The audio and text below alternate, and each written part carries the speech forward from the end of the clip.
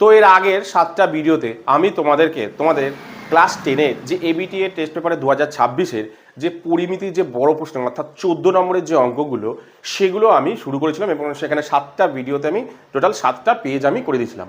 তো আজকের ভিডিওতে আমি তোমাদেরকে তারপরে 238 পেজের যে পরিমিতির যে অঙ্কগুলো অর্থাৎ বড় প্রশ্নের যে অঙ্কগুলো অর্থাৎ 14 নম্বরের যে অঙ্কগুলো সেগুলো আমি তোমাদের করাবো। তো চলো প্রথমের অঙ্কটা পড়ি। কি বলেছে দেখো, যে প্রথমের অঙ্কটা বলে দেখো, কোনো একটি পাম্প ঘন্টায় 37,400 লিটার জল ভর্তি করতে পারে।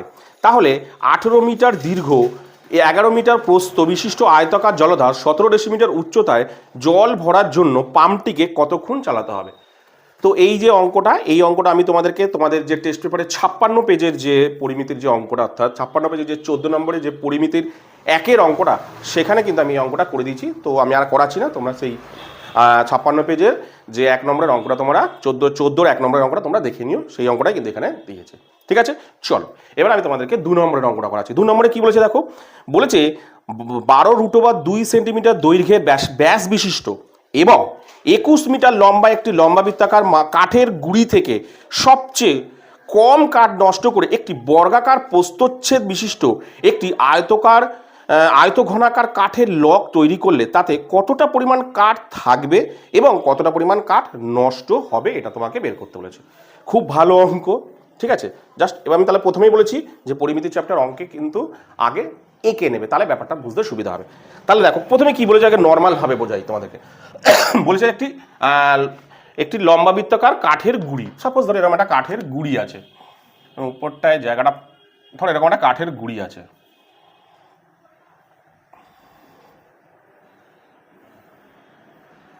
ঠিক আছে। এরকম একটা ধরো কাঠের গুঁড়ি আছে,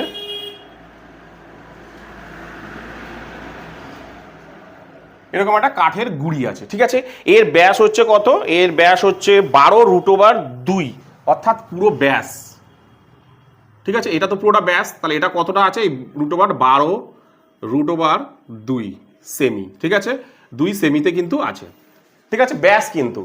আর কি আছে, এর উচ্চতা 21 মিটার অর্থাৎ এই যে উচ্চতাটা এটা কতটা, 21 মিটার, 21 মিটার, ঠিক আছে। এই উচ্চতাটা হচ্ছে কত, 21 মিটার, ঠিক আছে। এই উচ্চতাটা হচ্ছে 21 মিটার। এবার কি বলেছে ভালো করে শোনো, এইরকম ধরনের একটা কাঠের গুঁড়ি আছে ধরো, ঠিক আছে। এই গুঁড়ি থেকে আমি 4 কোণা টাইপের মানে আয়তঘনাকার টাইপের একটা কাঠ কেটে বের করেছি, ঠিক আছে। ধরো আয়তঘনাকার একটা কাঠ যদি আমি কেটে বের করি, সেটা কেমন টাইপের আছে ধরো, সাপোজ এরকম টাইপের আছে ধরো,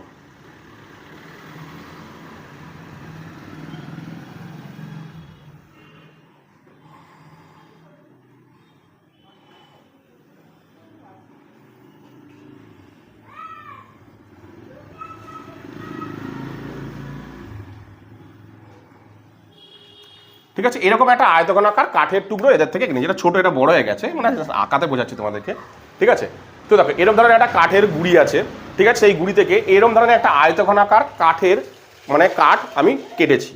কাটার পর বলছে তাহলে প্রথমে বলো যে এই যে কাঠটা কাটলাম এটা কতটা পরিমাণ আছে, অর্থাৎ কাঠের গুঁড়ির এর আয়তন কত, অর্থাৎ এটাতে কতটা পরিমাণ কাঠ আছে, আর এইখান থেকে এরকম ধরনের আকারে কাটার সময় কতটা কাঠ নষ্ট হয়েছে, তাহলে আমাকে কি বের করতে হবে, ব্যাপারটাকে বোঝো। বলছে যে এরকম ধরনের একটা আয়তঘনাকার কাঠ রয়েছে, সেখান থেকে আমি ঠিক লম্বায়িতাকার কাঠ রয়েছে, সেই কাঠটা থেকে আমি এরকম ধরনের একটা আয়তঘনাকার কাঠ কেটেছি, যার দৈর্ঘ্য প্রস্থ কিন্তু একই, প্রস্থচ্ছেদ বিশিষ্ট মানে কি, যার বর্গাকার প্রস্থচ্ছেদ মানে কি, যা এই যে উপরটা দৈর্ঘ্য প্রস্থ একই, দৈর্ঘ্য যা হবে প্রস্থ তাই হবে, শুধু লম্বাটা আলাদা হবে, ঠিক আছে। তাহলে বলছে কি এরকম একটা লম্বা বৃত্তাকার কাঠের টুকরো সেখান থেকে কেটে এরকম একটা আয়তঘনাকার কাঠের টুকরো কেটেছি। এবার তোমাকে কি বের করতে বলেছে, বলছে যে এই যে কাটলাম কাঠটা, মানে এটা থেকে এরকম ধরনের আয়তনের একটা জিনিস কাঠ যে কাটলাম তার আয়তন কত, 1 নম্বর। 2 নম্বর কি, 2 নম্বর এটা থেকে কাটার সময় পুরোপুরি যারা কাঠ থেকে যদি কোনো একটা মানে আকার বের করি, সেখান থেকে তো নিশ্চয়ই কিছু কাঠ নষ্ট হবে, সেই কাঠটা কতটা নষ্ট হয়েছে এটা তোমাকে বের করতে বলেছে, ঠিক আছে। তাহলে কিভাবে বের করব, প্রথম তো আমি এর আয়তন বের করব, মানে এটাতে কতটা পরিমাণ কাঠ আছে, আর এইটাতে কতটা পরিমাণ কাট আছে বের করলে, এটা প্রথমে এটাতে কতটা পরিমাণ কাট আছে বের করলে আমার কি বেরিয়ে যাবে, এটাতে কতটা পরিমাণ কাট আছে।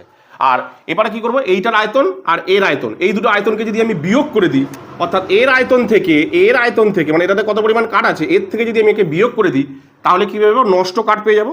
কতটা কাট নষ্ট হয়েছে কতটা কাট পেয়ে যাবো বিয়োগ করে দিলে, তাই তো। দুটো জিনিস চেয়েছে, একটা হচ্ছে এর আয়তন কত, আর এটা থেকে এটা কাটার পর নষ্ট হয়েছে কত, মানে এটা থেকে এটা বিয়োগ করে যেটা নষ্ট হয়ে যায়, দুটো বিয়োগ কত। তাহলে সবার প্রথমে আমি কি বের করব, এই যে লম্বাবৃত্তাকার কাঠের গুড়ি এর আয়তন আমি আগে বের করব। বের করি, তাহলে লিখি লম্বাবৃত্তাকার কাঠের গুড়ির ব্যাসার্ধ, আমি আগে লিখবো যা যা দেওয়া আছে, না লম্ব বৃত্ত কি বলেছে এখানে দেখিনি আগে, হ্যাঁ লম্ববৃত্তাকার কাঠের কি বের করতে কি আছে, কাঠের লম্ববৃত্তাকার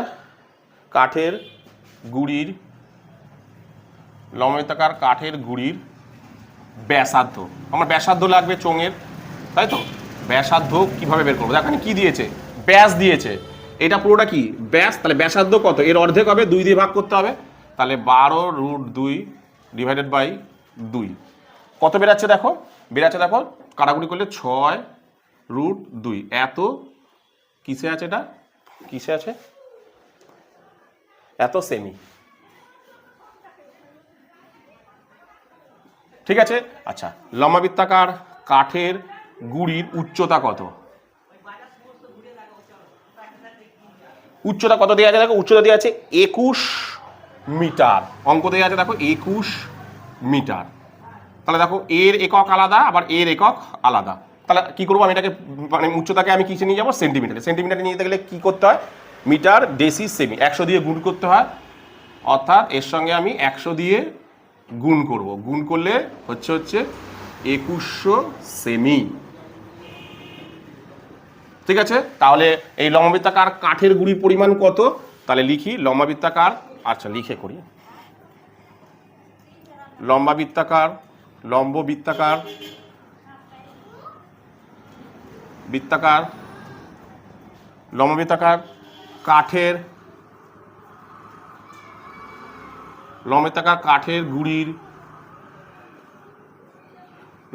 কাঠের গুড়ির পরিমাণ,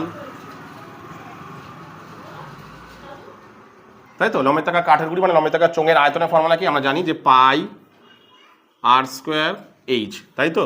তার মানে কত, 22/7 গুণ পাই মানে r² মানে কত, r² মানে কই, এই যে 6√2 গুণ 6√2 গুণ h মানে কত, 2100, ঠিক আছে। এবার এটাকে আমি গুণ করি, গুণ করে কত হচ্ছে আমি এবার এটাকে দেখি, 7 দিয়ে কাটি, 7 দিয়ে কাটলে এটা 3 × 7 = 21, 0 0। এবার আমি গুণ করব, তাহলে গুণ কিভাবে করে দেখো, প্রথমে দেখো এই দুটোকে গুণ করছি আমি, এই দুটোকে কত হচ্ছে দেখো, এই দুটোকে গুণটা ভালো করে দেখে নাও, এই দুটো গুণ কিভাবে করে, 6√2 গুণ 6√2 মানে কিভাবে গুণ করে, প্রথমত এই দুটো গুণ করে 6 6 36, আর এই দুটোকে গুণ করে কিভাবে মনে করে দেখো, এই দুটো মানে কি, এটার ভেতরে আছে, এটার একটার ভেতরে আছে, এই দুটো মানে একটার ভেতরে আছে, তাহলে কি বেরায়, এটার থেকে 2 বেরিয়ে যায়, তাহলে কি বেরোচ্ছে, এর থেকে কি বেরাবে, গুণ 2 বেরালো, তাহলে বেরালো দেখো কত বেরালো, 72, তাহলে এটা গেল কত বেরালো, 72, তাহলে 72-এর সাথে 22 আর 3 গুণ করতে হবে, তাই তো।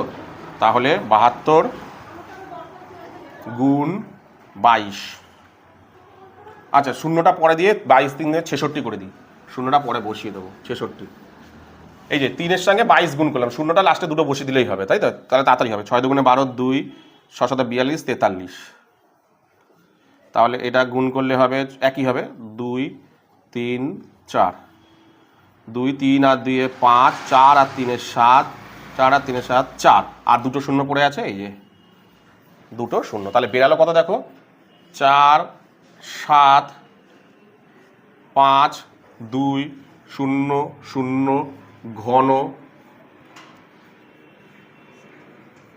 সেমি বেরিয়ে গেল। এবার কাজ কি, তার মানে এবার আমার কাজ কি, এটার মধ্যে প্রথমে কতটা কাঠ বেরিয়ে আছে এটা আমাকে বের করতে হবে, যদিও প্রথমে আমরা ওটা চাইনি, প্রথমে চেয়েছি আমার এটার আয়তন কত, তাহলে এটার আয়তন বের করলে আমার বেরিয়ে যেত, এটা কেন বের করলাম বুঝতে পারবো, কারণ এটা বিয়োগ করতে হবে।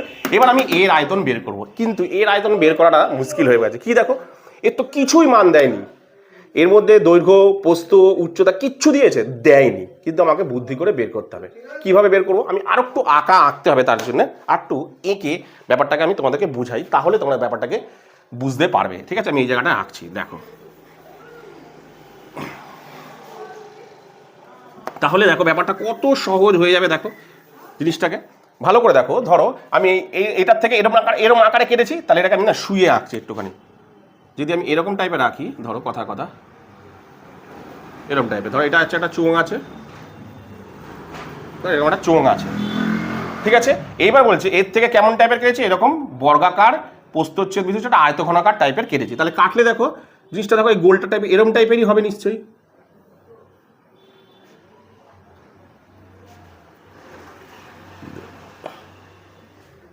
নিশ্চয়ই এরকম টাইপেরই হবে ব্যাপারটা, ঠিক আছে।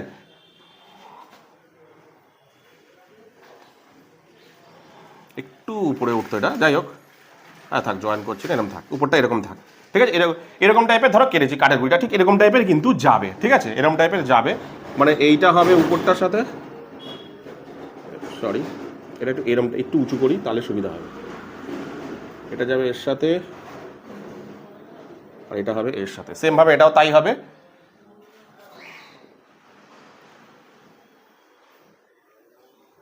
ঠিক আছে, এরকম টাইপের কাঠের গুঁড়ি কেটেছে, ঠিক আছে। তাহলে ভালো করে লক্ষ্য করে দেখো, এইরকম টাইপের কেটেছে, তার মানে কাঠের গুঁড়িটা থেকে এরকম টাইপের কাঠ কেটেছে। ভালো করে লক্ষ্য করে দেখো, এই যে তোমার এই যে বৃত্তটার এর ব্যাসার্ধ কোনটা, আমি ধরো ব্যাসার্ধ কি নেই, আমি যদি ধরি এইটা ব্যাস, যেটা ব্যাস দিয়ে দিয়েছে অঙ্কটার মধ্যে, মানে কাঠের গুঁড়ি যে লম্বায়িতাকার কাঠের গুঁড়ি তার ব্যাস দিয়ে দিয়েছে, আমি ধরলাম এইটা ব্যাস। দেখো ব্যাস তো যেখানে ইচ্ছা আঁকতে পারি, আমি এরম ভাবে আঁকলাম, ঠিক আছে। সেম ভাবে এদিকটা তো তাই আঁকলাম, আমি এরম ভাবে এটাকে ব্যাস আঁকলাম।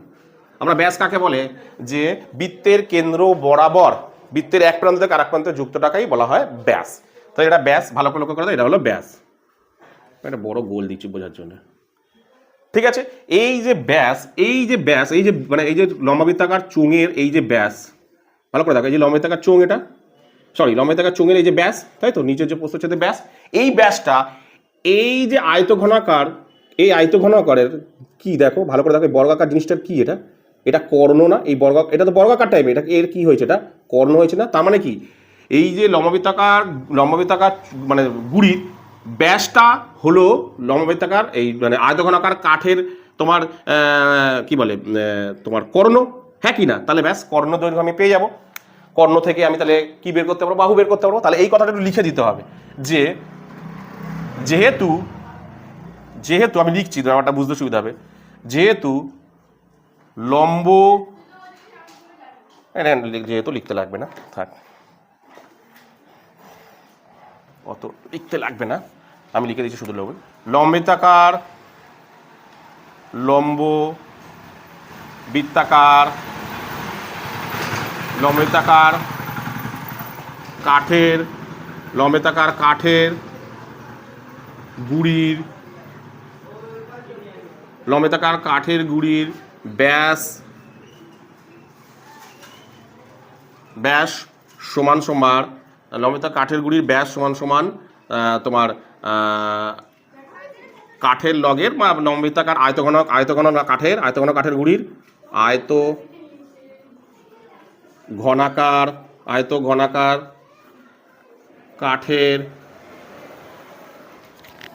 কাঠের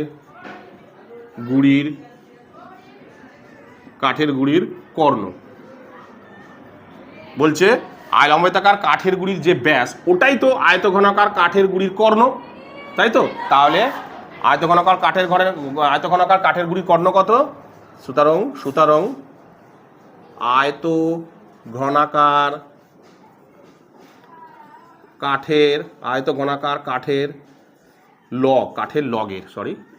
কাঠের লগের কর্ণ, মানে বর্গক্ষেত্রের কর্ণ আর কি, কর্ণ মানে এটা বর্গক্ষেত্রের কর্ণ লিখে দিই। এটা তো বর্গক্ষেত্র, এটা বর্গক্ষেত্রের কর্ণ লিখতে হবে।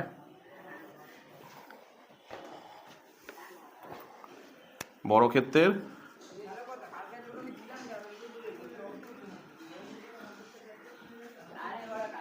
কর্ণ, সুতরাং বর্গক্ষেত্রের কর্ণ কত? সুতরাং বর্গক্ষেত্রের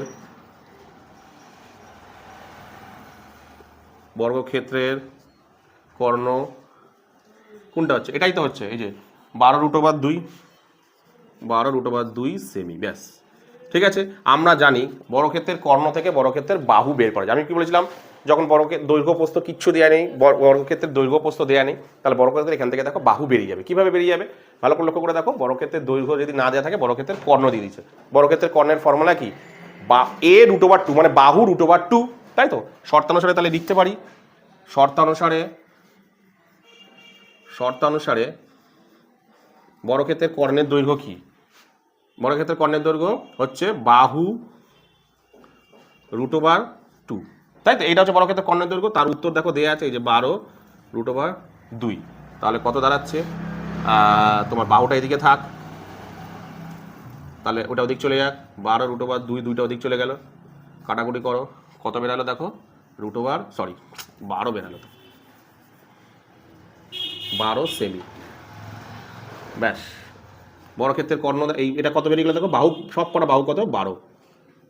তার মানে এই যে আয়তঘনকার, এই আয়তঘনকার যে কাঠের লগ, এর দৈর্ঘ্য প্রস্থ, যেহেতু দৈর্ঘ্য প্রস্থ তো আলাদা হবে না, কারণ বর্গক্ষেত্রের আয়তক্ষেত্রের দৈর্ঘ্য প্রস্থ আলাদা হয়, তাই তো। কিন্তু বর্গক্ষেত্র টাইপের, এর উপরটা বর্গক্ষেত্র টাইপের, তার বর্গক্ষেত্রের দৈর্ঘ্য প্রস্থ আলাদা হয় না, দৈর্ঘ্য প্রস্থ একই, দৈর্ঘ্য যা হবে প্রস্থ তাই হবে, তাই তো। তাহলে এর আয়তনটা, ফর্মুলাটা কি করব আমি এখানে লিখি, যে কাঠের লগের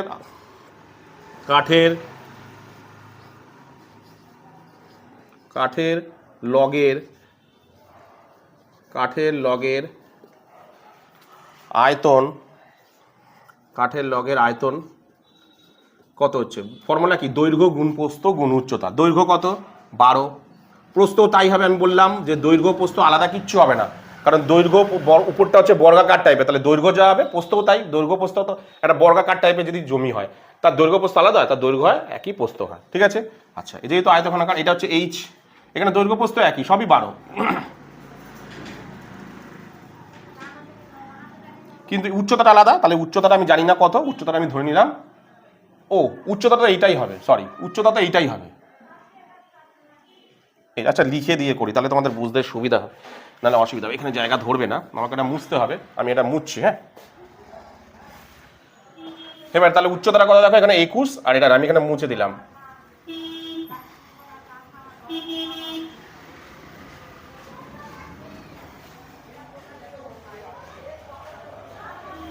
আঁকাটা। এবার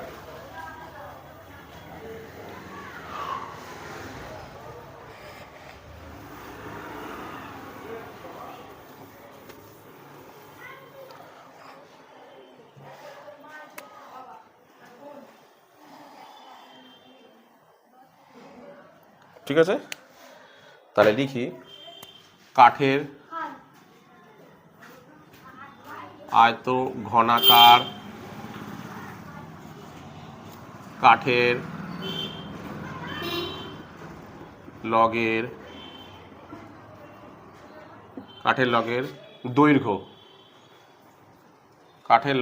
দৈর্ঘ্য, 12 সেমি।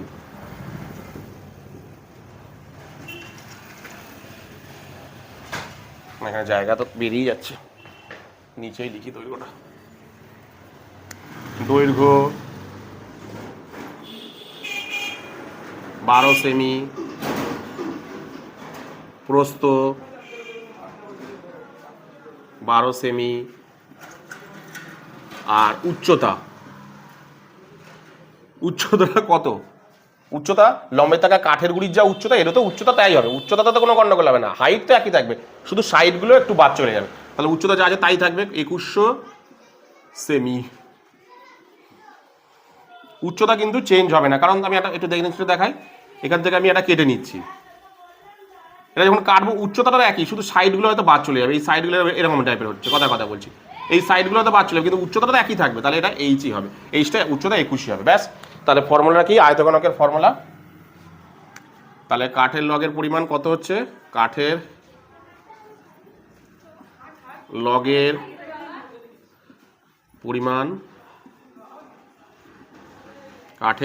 পরিমাণ দৈর্ঘ্য গুণ প্রস্থ গুণ উচ্চতা, 12 12 144, তাই তো? 144 গুণ 2100, 21টা শূন্যটা লাস্টে বসিয়ে দেবো। 4 1 4, 4 1 4, 4 1 2 1 1 1 1, সরি 2 1 4 দুগুণে 8, 4 দুগুণে 8, 2 1 2, 4 8 8 12 2, 8 8 9 1 10 0, 2 2 আর 1 3, আর দুটো শূন্য এখানে বসে গেল। তাহলে বেরালো কথা দেখো, 3 0 2 4 0 0, তাই তো? 3 0 2 4 0, এত ঘন সেমি একটা বেরিয়ে গেল। কিন্তু কাঠের যে লকটা তৈরি করেছে তার আয়তন বেরিয়ে গেল। এবার বলেছে কতটা কাঠ নষ্ট হয়েছে। তাহলে কতটা কাঠ নষ্ট হয়েছে? ছিল কতটা কাঠ? এতটা কাঠ, মানে তোমার কাঠের লক তৈরি করেছে কত? এতটা। তার মানে কি এতটা কাঠ ছিল? ধরো সাপোজ এটা বাদ দাও, এগুলো কিচ্ছু বাদ। ধরো 47,000 ছিল, 47,000 বলি 4 লাখ ছিল, ঠিক আছে? 4 লাখ ছিল, সেখান থেকে কত হয়েছে দেখো, 3 লাখ হয়েছে, তাই তো? 4 লাখ থেকে 4,75,200 ঘন সেমি ছিল, সেখান থেকে কাঠ বেরিয়েছে কত? 3,24,000। তার মানে কি করবো, এতটা ছিল আর হয়েছে এখন কেটে এতটা পরিমাণ কাঠ বেরিয়েছে, তাহলে বাকিটা নষ্ট হয়েছে, তাহলে বিয়োগ করে দেবো, এটা থেকে এটা বিয়োগ করে দেবো। তাহলে কাঠ নষ্ট হয়েছে, কাঠ নষ্ট হয়েছে কত, নিচে করি, জায়গা ধরবে না, 4 7 5 2 0 0 বিয়োগ 3 0 2 4 0 0। তাহলে বিয়োগ করলে হচ্ছে দেখো, দুটো শূন্য বসিয়ে দিই আগে। তাহলে 4 কত দিলে 12 হয়, 8 আর 4 12, 4 কত দিলে 12 হয়, 8 দিলে হাতে রইল 1 3, 3 কত দিলে 5 হয়, 3 2 দিলে হাতে কিছু নেই, তাহলে 7 নেমে গেল, ঠিক আছে? 3 কত দিলে 4 হয়, 1 দিলে। এত ঘন সেমি, কত বেরোলো? এত ঘন সেমি। তাহলে কাঠের লগের পরিমাণ হচ্ছে এইটা একটা অ্যান্সার, কাঠের লগের পরিমাণ হচ্ছে এই যে একটা অ্যান্সার, ঠিক আছে? আর একটা অ্যান্সার কোনটা, এই যে কতটা কাঠ নষ্ট হয়েছে, ঠিক আছে? কতটা কাঠ নষ্ট হয়েছে? 1,72,800 ঘন সেমি কাঠ নষ্ট হয়েছে। কি বললাম বুঝতে পারছো? ব্যাস, পরিমিতি গুলো তো আঁকাটাই মেন, আঁকাটা বুঝতে পারলে অঙ্কের মধ্যে আর কিচ্ছু নেই, ঠিক আছে? চলো তুলে নাও। তো এরপরে তোমাদের যেটা করাবো সেটা হলো 14 যে 3-এর অঙ্কটা। কি বলেছে দেখো, একটি সমকোণী ত্রিভুজের সমকোণ সংলগ্ন বাহু দুটির দৈর্ঘ্য 4 সেমি 3 সেমি। সমকোণ সংলগ্ন বাহু দুটির দৈর্ঘ্য বাহুটিকে দীর্ঘ বাহুটিকে অক্ষ ধরে ত্রিভুজটিকে একবার পূর্ণ আবর্তন করলে যে ঘনবস্তু পাওয়া যায় তার সমগ্রতলের ক্ষেত্রফল নির্ণয় করো। খুব ভালো অঙ্ক দিয়েছে। কি বলেছে দেখো, ধরে যে একটা সমকোণী ত্রিভুজ, ধরো এরকম একটা সমকোণী ত্রিভুজ আছে, এরকম একটা সমকোণী ত্রিভুজ আছে, ঠিক আছে? এবার বলেছে এই সমকোণী ত্রিভুজের একটি বাহুর দৈর্ঘ্য 4, অন্যটির হচ্ছে 3, ঠিক আছে? এটা 3 আর একটা সমকোণ সংলগ্ন এটা 4, যেটা ইচ্ছা ধরতে পারো, ঠিক আছে? এবার বলেছে তোমাদের যে সমকোণ সংলগ্ন দীর্ঘ বাহুটিকে অক্ষ ধরে, অর্থাৎ বড় যে বাহুটাকে সেটাকে লম্ব ধরে এই ছোট বাহুটিকে একবার পূর্ণ আবর্তন করলে, মানে এটাকে এরকম ভাবে গোল টাইপের, ঠিক আছে? তাহলে একটা বৃত্ত তৈরি করলাম। বলছে দীর্ঘ বাহুটিকে ত্রিভুজটিকে একবার পূর্ণ আবর্তন করলে যেটা তৈরি হচ্ছে সেটাকে কি বলা হচ্ছে, তার সমগ্রতলে ক্ষেত্রফল। কি তৈরি হচ্ছে? এটা একটা শঙ্কু টাইপের তৈরি হচ্ছে, যদি আমি এরকম ভাবি, দেখো এটা কি তৈরি হয়ে গেল, একটা শঙ্কু টাইপের কিন্তু তৈরি হয়ে গেল, ঠিক আছে? এটা একটা শঙ্কু তৈরি হয়ে গেল। তাহলে এর সমগ্রতলের ক্ষেত্রফল বের করতে বলেছে। তাহলে এটা আমরা জানি, এটা হচ্ছে তোমার আর ব্যাসার্ধ, এটা তোমার কি এইচ, আর এটা তোমার কি তির্যক উচ্চতা, ঠিক আছে?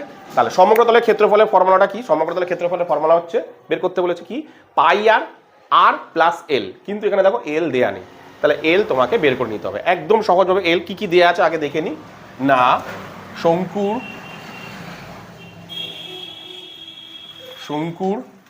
ব্যাসার্ধ কি দাঁড়াচ্ছে? ব্যাসার্ধ এখানে শঙ্কুর ব্যাসার্ধ কিছু আছে 3 সেমি, 3 সেমি, ঠিক আছে?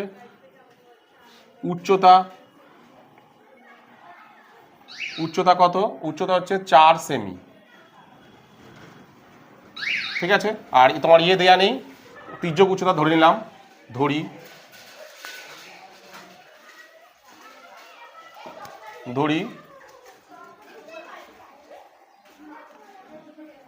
তির্যক উচ্চতা এল সেমি,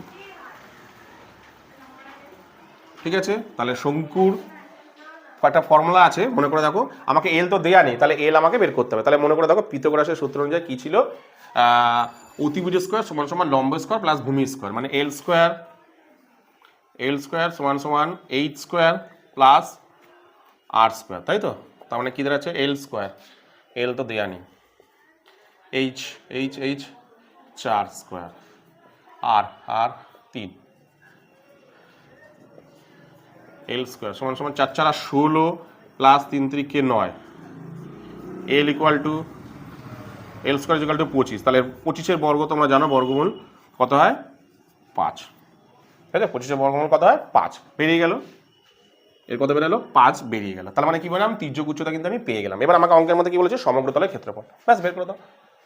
তাহলে আমি লিখি শঙ্কুর, এখানটা করি, হ্যাঁ শঙ্কুর, এখানটাই করি, শঙ্কুর সমগ্র তলের ক্ষেত্রফল,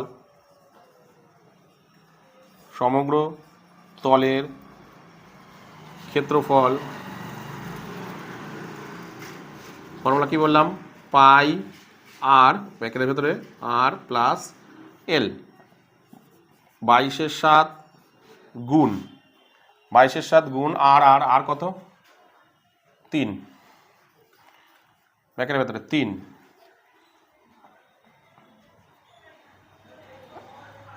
যোগ এল কত, এল হচ্ছে কত বেরালো 5, তাহলে দাঁড়ালো কত 22 তোমার কাটাকুট 22/7 গুণ 3 গুণ 5 আর 3 8, তাহলে গুণ করো 3 8 24, 24-কে 22 দিয়ে গুণ করি, 3 8 24, 24 গুণ 22, 24 গুণ 22, 4 দুগুণে 8, 2 দুগুণে 4, সেম হবে 8 4 8 8 4 12 2 4 আর 1 5, 528 বাই 528/7, ঠিক আছে? এবার এটাকে ভাগ করি, কত অ্যান্সার বেরোয় দেখি, আমি এখানে করছি, এটাকে 7 দিয়ে ভাগ করি, 7 1 7 7 8 56 7 7 49, তাহলে 3 8 5 7 35, 5 আর 3 8, 75 পূর্ণ 3 7, অ্যান্সার বেরোলো 75 পূর্ণ 3 7 বর্গ সেমি, একদম সহজ অঙ্ক দিয়েছে লাস্টেরটা। দুটো তোমরা সহজ পাবে, একটা একটু নামাতে হবে, দুটো তোমরা মোটামুটি সহজই পাবে। কি বললাম বুঝতে পেরেছো? তো আজকের এই ভিডিওতে আমি তোমাদেরকে মোটামুটি 3টে অঙ্ক করালাম। প্রথম অঙ্কটা তো আগের পেজে 156 পেজ আছে, সেখান থেকে দেখে নিও, আর বাকি দুটো অঙ্ক করালাম। তো এই দুটো অঙ্কের মধ্যে যদি তোমাদের বুঝতে কোথাও কোনো অসুবিধা হয় তাহলে অবশ্যই কিন্তু আমাকে কমেন্ট সেকশনে কমেন্ট করো। তো আজকের মতো ভিডিওটা আমি এখানেই শেষ করলাম, তো চলো তুলে নাও।